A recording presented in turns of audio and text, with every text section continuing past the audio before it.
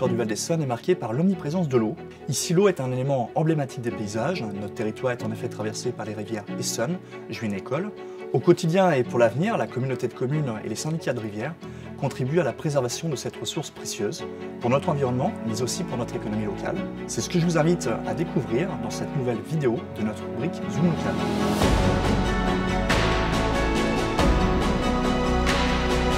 Donc là, on est dans les marais de la basse vallée de l'Essonne et de la Juine. Donc c'est une zone humide qui est reconnue au niveau national et même international. On va avoir déjà des habitats naturels qui sont spécifiquement liés aux zones humides.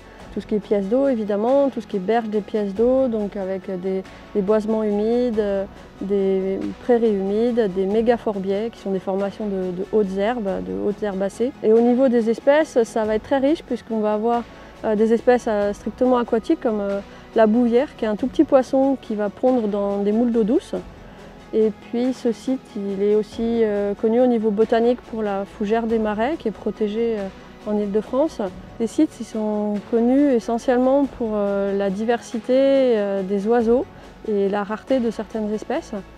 Donc on pourra observer ici le blond josselin et le butor étoilé qui sont deux espèces de hérons. On a aussi le martin pêcheur qui est très courant sur les pièces d'eau et les rivières. Le milan noir qui est un rapace migrateur. Et puis on a un emblème local ici qui est le balbuzard pêcheur qui niche tout près d'ici régulièrement et un grand aigle pêcheur qui va migrer lui aussi en Afrique à l'automne. Alors pour faire découvrir cette nature fantastique au grand public, il y a diverses sorties qui sont organisées, donc on se balade dans les milieux humides pour faire découvrir, observer, écouter, sentir toute la nature de ces milieux.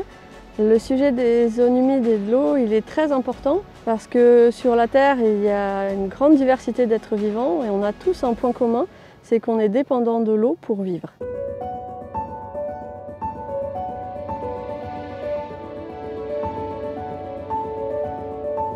Ici, vous êtes sur la cressonnière Sainte-Anne, donc la plus vieille de l'Essonne. Et une cressonnière, en fait, c'est un lieu où on cultive le cresson de fontaine.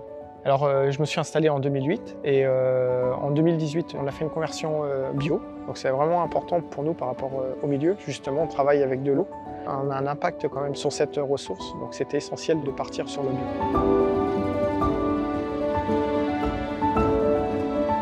Le cresson de fontaine est une plante semi-aquatique, donc il lui faut absolument de l'eau de source.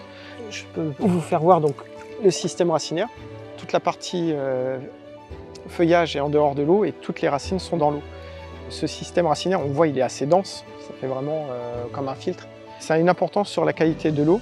Il a été montré par une thèse menée par le CIARS entre 2009 et 2011 que le cresson avait un rôle sur la dénitrification de l'eau. Sur le sud Essonne, on est environ 25 producteurs. Ça représente 15 à 16 hectares de cresson. Donc là, depuis le printemps 2023, donc on a officialisé une marque collective donc pour les 25 producteurs du sud Essonne. Cette marque collective, donc intitulée Cresson de Méréville, regroupe vraiment tout le sud Essonne. Et on a mené cette marque collective pour pouvoir, dans quelques années, évoluer vers une IGP, donc indication géographique protégée.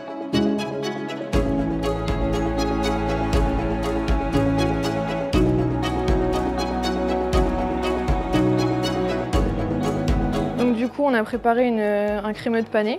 On a récupéré les pots de panais aussi pour en faire une poudre pour une entrée. Donc un panais qui est aussi bio et local. Après, vous avez la tombée de cresson au beurre noisette. Du coup, le cresson de Michael Morisot, qui est juste cuit très rapidement pour essayer de garder au maximum les valeurs nutritives et la couleur qui est quand même magnifique. Et après, vous avez du coup le cabillaud. On a cuit sur la peau, donc un cabillaud aussi de pêche raisonnée.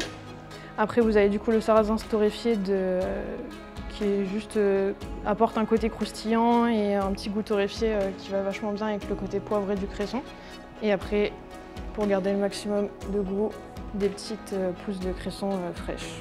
C'est un plat de saison parce qu'on utilise le panais, qui est un légume qui revient à la mode, heureusement, qui est un légume assez oublié, avec le cresson qui a une période assez courte et qui revient aussi pas mal en force et que j'apprécie tout particulièrement.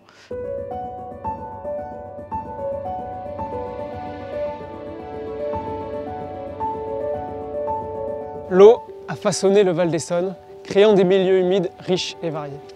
Au Parc naturel régional du Gâtinais français, nous travaillons à la préservation et à la valorisation de ces zones humides. Le parc comprend 9 communes du sud du Val d'Essonne et nous travaillons avec les acteurs du territoire pour mieux valoriser les différentes ressources.